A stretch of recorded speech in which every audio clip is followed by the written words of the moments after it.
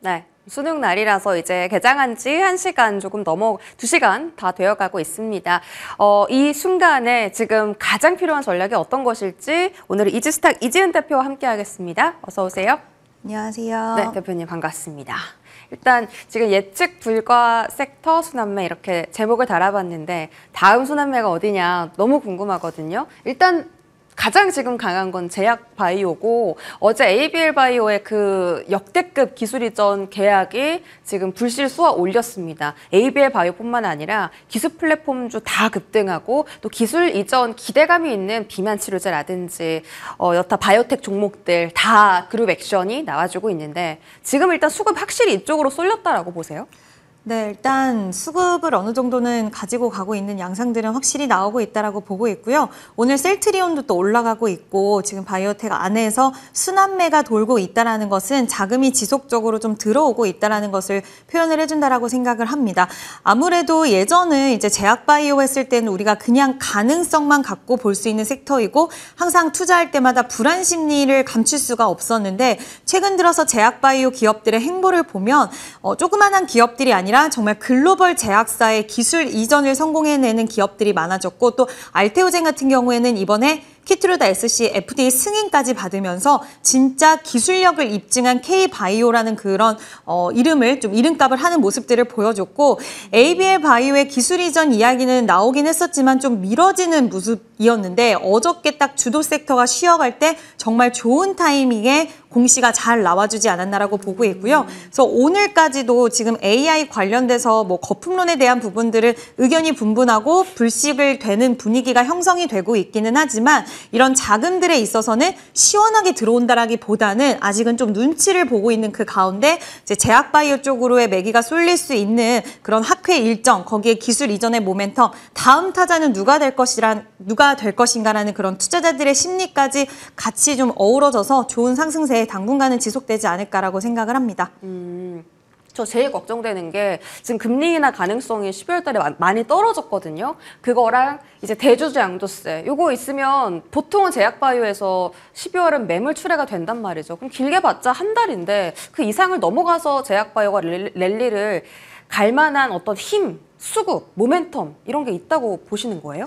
일단 1월 달에 또 학회 일정 JP모건 헬스케어가 있고 그리고 만약에 지금 리가켄바이오도 이번 연도 안에 원래 기술 이전에 대한 기대 심리가 있었는데 이 부분에 있어서 딜레이가 된다라고 했을 때는 시장이 재료가 소멸되기보다는 오히려 연초로 연결되지 않을까라고 좀 생각을 할 가능성이 있다라고 보고 있고요. 일단 학회 일정이 지속되고 있고 또 금리 인하에 대한 뭐 기대 심리가 지금 미국 증시에서도 연준 안에서도 의견이 분분하면서 어떤 경로로 갈지에 대한 불확실성이 커지고 있기는 하지만 이 부분이 제약바이오 기업들 자체 센티를 계속 좀 끌어내리기에는 저는 부족하다. 오히려 기술 이전에 대한 모멘텀이 더 크게 부각받을 가능성이 있다라는 생각이 들어서 이러한 노이즈가 없다라고는 할 수는 없겠지만 일시적인 변동성이 유발될 뿐 추세 자체나 이런 것들은 우상향할 가능성이 더 크다라고 생각을 하고 있습니다. 좋습니다. 지금 추세 자체가 우상향이 되는 것이지 단기적인 변동성 그러니까 뭐 지나가는 바람에는 흔들리지 말자 이런 말씀 해주신 것 같고 오히려 또 흥미로운 이야기가 기술 이전을 하는 것보다 그 기대감을 조금 더 끌고 가는 것이 조금 더 주가에는 좋은 영향을 줄 수 있다라고 표현을 해주신 거니까 제약바이오 쪽에서는 그런 시선을 좀 기본적으로 전제를 하시면 좋을 것 같고요. 자 그러면 ABL 바이오뿐만이 아니라 지금 다른 기술 플랫폼 주들도 좀 투자할 만한 매력도가 있다라고 보시는 거예요? 네, 있다라고 보고 있는데 오늘 살짝 쉬어가는 종목들도 있더라고요. 오늘 리가켄바이오도 살짝 쉬어가는 흐름이고 알테오젠 같은 경우에도 상승 탄력이 그렇게 강하지는 않지만 오히려 기회를 제시해주고 있다라고 봅니다. 오늘 만약에 탄력적인 모습이 바로 나와줬다라고 한다면 조금은 잡기에는 부담스러울 수 있었겠지만 오히려 지금 기회를 주고 있기 때문에 우리가 매수 관점으로 볼 수 있지 않을까라고 생각을 하고 있고요.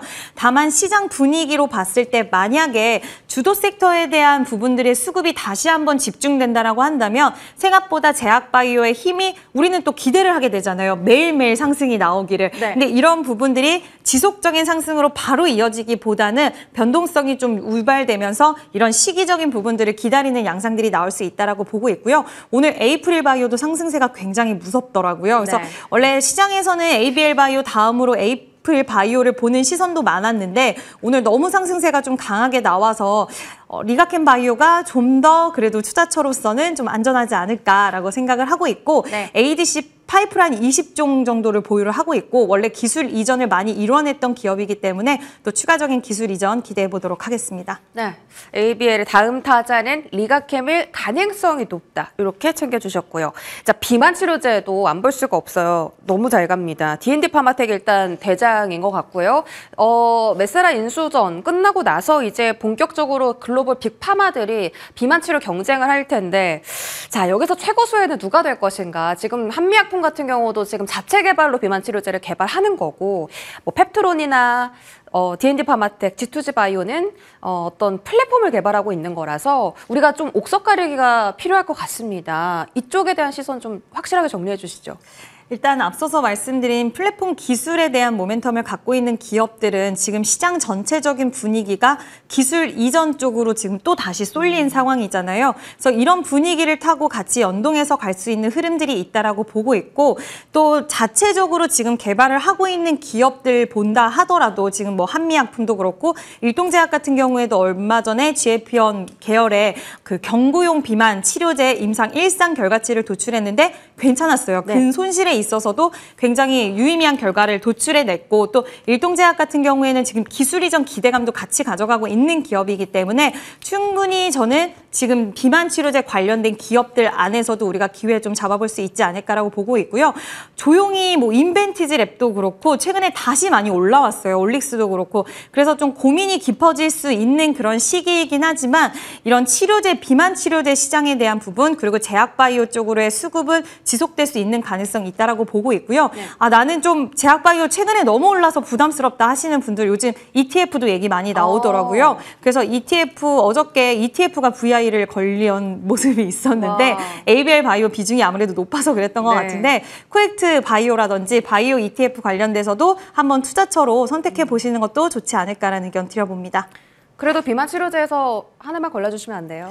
저는 일동제약을 보고 있는데 오. 이제 그 안에서 순환매가 좀 이어질 거라고 보고 있고 오히려 일동제약이 최근에 시세가 이제 어제 오늘 지금 나오고 있는데 한 4, 5거래일 조정이 있었어요. 네. 그래서 오히려 조정을 한번 딛고 올라온 상승이기 때문에 추가적인 상방에 대한 룸이 좀 더 있지 않을까라고 보고 있고 경구용 치료제와 주사 치료제 관련돼서는 좀 의견이 분분하긴 한데 경구용 치료제는 대량 생산이 가능할 것이고 아무래도 편리성이나 이런 부분들 때문에 저는 처방이 많이 될 수 있다라고 보고 있고 뭐 가격은 좀 떨어질 수는 있겠지만 그만큼 수요 확장 국면에서 봤을 때는 경구용 치료제 관련돼서 종목들 좀 보실 필요도 있지 않을까라는 생각이 들어서 일동제약 한번 네. 관심 있게 보셔도 좋을 것 같습니다. 네.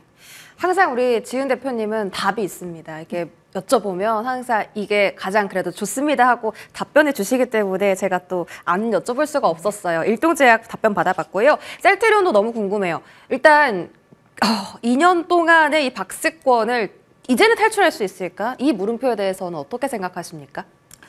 일단 상당히 좀 탄력이 좋은 모습인데 유럽 시장에서 바이오시밀러 3종이 처방 건수가 굉장히 올라갔다는 소식이 들려왔고요. 네. 여기에 어저께 같은 경우에는 이제 생산시설 거점 미국 쪽에 확보할 수 있는 이야기 나오면서 CMO 시장 쪽에서 바로 매출이 잡힐 수 있다라는 이야기까지 전달이 됐습니다. 그럼 시장은 바이오시밀러 그리고 CMO 시장까지 기대를 할 수 있기 때문에 당연히 성장에 대해서 기대의 요인이 많이 생긴 거고 이게 예전에는 셀트리온의 발목을 잡는 요인이 됐는데 이젠 그게 해소가 됐다라고 생각을 하고 있고요. 최근 뿐만 아니라 셀트리온은 대표적으로 뭐 자사주 매입이라던가 이런 공격적인 모습을 보여왔었는데 그럼에도 불구하고 주가는 항상 거기에 화답해주지는 못했던 것 같아요.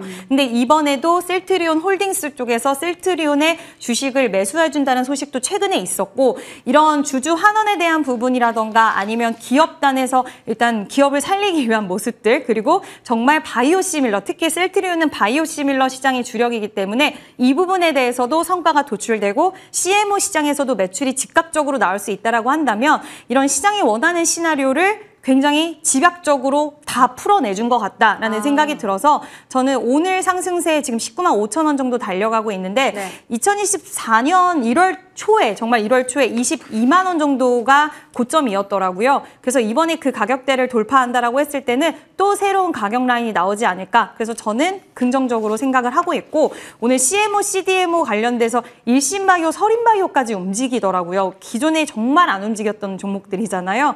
그래서 이유를 한번 찾아봤는데 개별 이슈라기보다는 일단 셀트리온과 같이 연동돼서 좀 움직이는 모습이 나오는 것 같은데 그만큼 시장이 이쪽 시장에 대한 기대가 올라갔다라고도 해석할 수 있을 것 같습니다. 아, 진짜 셀트리온은 뭐 자사주 매입 소식에도 전혀 주가가 미동이 없었던 그런 종목이었는데 드디어 조금씩 탄력을 가져가면서 이 시장이 원하는 시나리오와 재료를 주고 있다. 이렇게 해석을 해주셨으니까요. 네, 상단의 전고점 일단까지 열어두신다고 했습니다. 23만 원, 22만 원 라인 체크하시면 좋겠네요.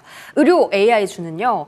일단 그 신테카 바이오가 최근에 엄청난 속도로 상승을 해주고 있고 급등을 해주고 있고 오늘은 로켓 헬스케어까지 지금 20% 넘게 급등이 나와주고 있거든요. 이쪽은 정보 모멘텀 이야기 이후부터 쭉 지금 수급을 받아가는데 조금 더 생각보다 길게 봐야겠네요.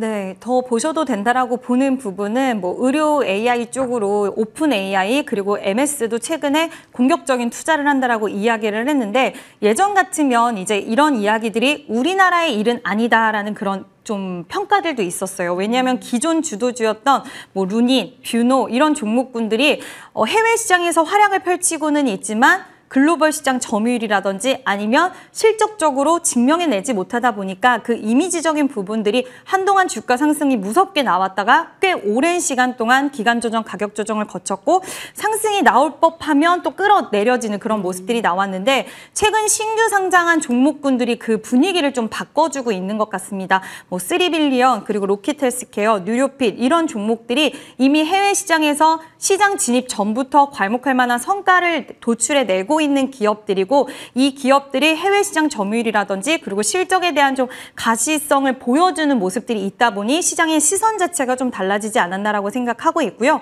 오늘 로켓 헬스케어는 이제 개별 이슈가 있기는 했지만 저는 의료 AI 쪽은 신규 상장된 종목들 위주로는 여전히 좀 괜찮지 않을까라고 보고 있고 또 오늘 루닛 같은 경우에도 2027년에 대한 실적 기대할 수 있는 이야기가 나오긴 했는데 신테카 바이오도 그렇고 결국에는 루닛 같은 경우에도 유상증자 이야기가 나오면서 예전에 주가가 많이 밀렸는데 신테카 바이오도 어제 상한가에 도착을 했지만 결국 오늘 변동성이 굉장히 컸거든요. 그 이유는 지금 주주 배정 유상증자를 최근에 진행을 했고 또 이게 좋은 쪽에만 쓰였던 게 아니기 때문에 이런 이미지적인 부분들이 있어서 신규 의료 AI 종목들로 보시는 게 좋지 않을까라는 의견 드려보도록 하겠습니다. 예, 좋습니다. 신규 상장 의료 AI는 봐도 괜찮다라는 이야기 말씀 전해주셨고요. 자, 반도체로 넘어갑니다. 줍줍 타이밍인가? SK하이닉스 일단 지난주에 폭락인가 급락이 나왔을 때 주우신 분들은 성공하셨어요. 지금 수익 크게 보고 계실 것 같고 삼성전자는 아직까지는 고점 대비해서 횡보를 하고 있는데 어쨌든 이 두 종목은 역시는 역시다라는 생각으로 계속 이거를 모아가야 되는 시기인가. 어제 출연자 분께서는 모아가도 된다라고 하셨거든요. 근데 하이닉스 약간 부담스러우시대요. 대표님 생각 어떠세요? 저도 모아가도 된다라고 보고 있어요. 둘 다요? 네, 모아가도 되는데 물론 매력도적인 측면에서는 저도 삼성전자가 아무래도 캐파 경쟁에서 좀 더 우위를 차지할 수 있기 때문에 지금 당장의 기술적 우위는 SK하이닉스가 맞기는 하지만 시간이 가면 갈수록 결국에는 규모의 경제로 갈 수 있다라는 생각에 일단 삼성전자가 좀 더 길게 보기엔 좋지 않을까라고 생각을 하고 있고요. 일단 AMD 쪽에서도 지금 진입한다라는 이야기 나왔어요. 엔비디아의 아성을 우리가 좀 뛰어넘을 수 있게 하겠다. 그러면 삼성전자와 SK하이닉스 입장에서는 고객사를 더 넓혀갈 수 있는 부분이고 물론 삼성전자는 이미 협업 관계를 갖고 있기는 하지만 이제 그들의 입장에서는 이렇게 경쟁이 붙을수록 가격 경쟁력을 우리 메모리 기업들이 가져갈 수 있는 우위 쪽으로 할 수 있기 때문에 더 우호적인 환경들이 지속되고 있다라고 보고 있고요. 최근 증권사들 보면 영업이익 전망치를 계속 올려요. 그 얘기는 우리도 지금 전망을 하고는 있지만 계속해서 범용 D램이라든지 HBM의 시장에 대한 이런 확장 시장이 네. 더 좋아질 수밖에 없기 때문에 이런 영업이익들을 계속 추정치를 상향하는 부분들, 그래서 저는 지금 나쁠 게 없다. 물론 AI 거품론 관련된 이야기 나오지만 그것도 메타라든지 그리고 오라클 이런 쪽으로의 약간 제한적인 쪽의 이야기가 될 수 있다라고 생각이 들어서 미국에도 AI 관련돼서 캐펙스 투자 진행하는 데 있어서 좀 옥석가리기가 이제 시작이 되는 것 같은데 우리나라로 돌아왔을 때는 그 부분에 있어서 삼성전자와 SK 하이닉스는 크게 우려할 단계는 아니라고 생각을 하고 있습니다. 알겠습니다. 지금 영업이익 전망치가 계속 상향되고 있고 반도체 쪽은 괜찮다라고 하셨는데 자, 이거예요. 문제는 삼성전자, 하이닉스 좋은 거 알지만 여기서 생길 수 있는 수익, 기대 수익이 소부장보다 낫다. 이렇게 좀 말씀을 하시는 분들도 많이 계셔서 사실은 지금 소부장 쪽에 포커스를 두는 게 낫지 않나? 이런 시선들도 좀 있거든요. 만약에 본다면 좀 어딜 보면 좋을까요? 소부장도 매력도는 있기는 하다고 생각하는데 이제 2026년부터 또 증설에 대한 속도를 더 낸다라는 이야기 나와서 분명히 매력적이지만 예상외로 실적 미스가 난 기업들이 이번 소부장엔 좀 있었어요. 그래서 심리적으로 좀 속도가 늦어질 수 있다라고 생각을 해요. 굉장히 기대를 했었던 기업인데도 불구하고 이번에 신택도 또 실적으로 이슈로 인해서 좀 많이 밀렸는데 이런 것처럼 소부장은 좀 더 늦게, 그러니까 좀 더 길게 봐도 증설 사이클이 본격화되고 이런 것들을 보고 우리가 진입을 해도 늦지는 않다라고 보고 있고요. 결국 시장이 이 투톱이 더 빠른 회복력을 지속적으로 보이는 이유도 아마 이러한 연유가 아닐까라는 생각이 들어서 뭐 3분기 실적 어닝 시즌 지나고 나서 또 그 이후에 4분기를 대비하고 그 이후에 본다라고 했을 때는 소부장 기업들 오히려 그러니까 뒤로 갈수록 소부장한테는 더 기회가 있지 않을까. 네. 근데 지금 당장 보신다라고 한다면 저는 투톱이 좀 더 매력적이지 않을까라는 의견 드려보도록 하겠습니다. 그러게요. 지금은 소부장이 정말 기대감으로 상승하는 거고 정말 실적이나 숫자가 본격적으로 찍히려면 증설을 하고 또 캐파가 늘어나면서 수주를 받아야지 또 실적 모멘텀이 생겨나는 거니까 조금 더 차분하게 진입해도 늦지 않다. 이렇게 답변 주셨습니다. 네, 2차 전자 한번 볼게요. 자, 포스코홀딩스가 일단 리튬 확보에 1.2조 원을 투자했다. 제가 오프닝에서도 전해드렸던 이슈인데 2차 전지는 계속 지금 호재만 들려와요. 특히 투자 소식은 더 좋은 거잖아요. 네. 어떻게 보십니까? 2차 전지? 2차 전지는 참 그동안 상승 탄력이 오래 나왔다가도 다시 미끄러지고 이런 모습을 보이다가 최근 들어서는 참 다른 모습이 나타나고 있다라고 생각을 하는데 그 큰 고리는 결국 AI 시장에서 시작이 됐기 때문이 아닌가라는 생각이 드는데요. ESS 관련된 모멘텀 그리고 이번에는 최근 들어서 이제 동박 관련된 종목군들까지 AI 시장 확장 국면에 수혜를 받을 수 있다라는 분석이 나오면서 같이 좀 연동되는 흐름들이 나와줬습니다. 그래서 2차 전지 관련돼서는 물론 내가 바닥권에서 샀다라고 하시는 분들은 어느 정도 차익 실현도 즐길 수 있는 구간이긴 하겠지만 저는 앞으로 상승에 대한 여력이 남아있냐라고 했을 때는 남아있다라고 보고 있고요. 오늘 전체적으로는 살짝 탄력적인 모습이 좀 둔화되긴 했지만 추세 자체는 잘 이어가고 있는 모습들이 보여지고 있어요. 그래서 최근 매수했다. 그리고 2차 전지 관련돼서 좀 고민이 된다 하시는 분들은 매수라면 분할 매수 관점 유효하다. 그리고 신규 가지고 계신 분들은 보유 관점 유지해줘도 될 것 같고요. 다만 2차 전지 관련돼서는 워낙 이미지가 예전 같은 시세를 바라시는 분들도 많이 계실 수 있어요. 근데 ESS 시장이 지금 성장하는 국면이기 때문에 이와 관련돼서는 기대심은 분명히 맞는 거는 있지만 아직까지 전기차 관련된 EV 시장에 대한 우려나 이런 것들은 남아있는 상황이기 때문에 수익을 너무 욕심부리기보다는 내가 생각했던 기대 수익률 이상 난다라고 했을 때는 챙겨가면서도 같이 보자라는 이야기 드려보고 싶습니다. 좋습니다. 분할 매수도 가능하고 보유주분도 홀딩이지만 2년 전과 같은 랠리를 지금은 기대하기보다는 그래도 어느 정도의 상승을 챙겨가면서 2차 전지는 바라보자. ESS랑 시장이 커질수록 더 이제 또 밸류를 받겠죠. 자, 포스코홀딩스 이야기 드렸었는데 사실 그 리튬 가격이 아직 다 회복이 된 게 아니잖아요. 그럼에도 불구하고 1.2조 원을 투자했다. 괜히 투자한 게 또 아닐 거거든요. 포스코홀딩스에 대한 매수 접근은 어떻게 보십니까? 이제 철강 업황도 거의 반등을 하는 시기에 이제 도래를 한 것 같아요. 그래서 철강과 그리고 2차전지 포스코 퓨처엠 같은 경우에도 이번 실적이 괜찮았고 또 역시 ESS 시장에 대한 겨냥 부분들이 이제 더 드라이브가 걸릴 건데 리튬 확보를 하게 되면 결국에는 공급망에 대한 안정화라든지 그런 부분들이 확보가 되는 거기 때문에 기업 단에서 봤을 때는 상당히 좀 좋은 부분이죠. 좋은 부분이고 이게 만약에 예전에 분위기가 2차전지 관련돼서 분위기가 지금처럼 되살아나는 분위기가 아니었다면 시장에서 크게 부각을 받지는 못했을 수도 있겠다라는 생각이 들어요. 왜냐하면 리튬 관련된 이야기가 이게 하루 이틀 나온 건 아니기 아니죠. 때문에 근데 지금 시장 분위기에 연동돼서 적절한 시기에 투자를 단행을 하는 부분이기 때문에 이 가치에 대한 부분이라든지 그런 것들은 더 저는 올라갈 수 있다라고 보고 있어서 포스코 홀딩스 같은 경우에는 뭐 탄력적인 모습이 나오기에는 좀 무게감이 있기는 하지만 그래도 지금 매수냐 매도냐를 따진다라고 한다면 저는 매수 쪽에 한 표를 드리도록 하겠습니다. 대부분 긍정적인 시선을 좀 담아 주셨네요. 알겠습니다. 2차 전지 내에서 그러면 탑픽 하나만 저희 들어볼게요.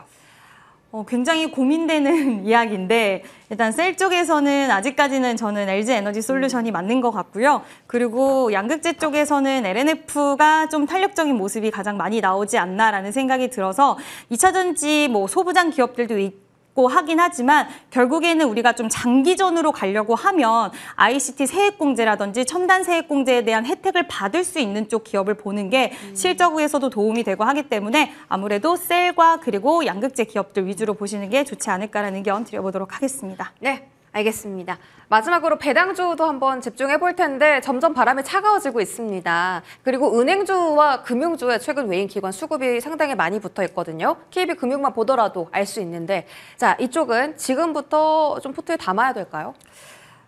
참 고민이 되는 부분이긴 한 것 같아요. 근데 은행주 같은 경우에는 충분히 매력도는 좀 있다라고 생각을 하는 게 실적에 대한 부분들도 있지만 은행주들은 주주 환원에 대한 이야기들도 상당히 계속 따라오고 있고 어떻게 보면 정부 정책과 맞닿아 있고 시장의 분위기가 변동성이 좀 유발될 때마다 메이저 수급이 선택하는 섹터가 아닌가라는 생각이 듭니다. 근데 개인 투자자분들이 매수하기에는 좀 까다롭다라고도 생각을 하는 부분은 생각보다 변동성이 그러니까 눌림목이 잘 나오지도 않고 계속 매수하고 갖고 있자니 생각보다 시장 분위기 따라서 탄력적이지도 않다라는 부분들이 있어서 계단식으로 꾸준한 우상향을 바라시는 분들이 매수하기에는 좀 적합할 수는 있겠지만 내가 좀 시장 분위기에 맞춰서 상승 탄력을 좀 가져가고 싶다라고 하시는 분들 성향에 따라서는 좀 나눠지지 않을까라는 의견 드려보도록 하겠습니다. 안정형 성향 분들이 조금 선호하시는 섹터고요. 자, 마지막으로 주주 환원과 뭐 배당에 대한 이야기들이 슬슬 더 많이 들려올 텐데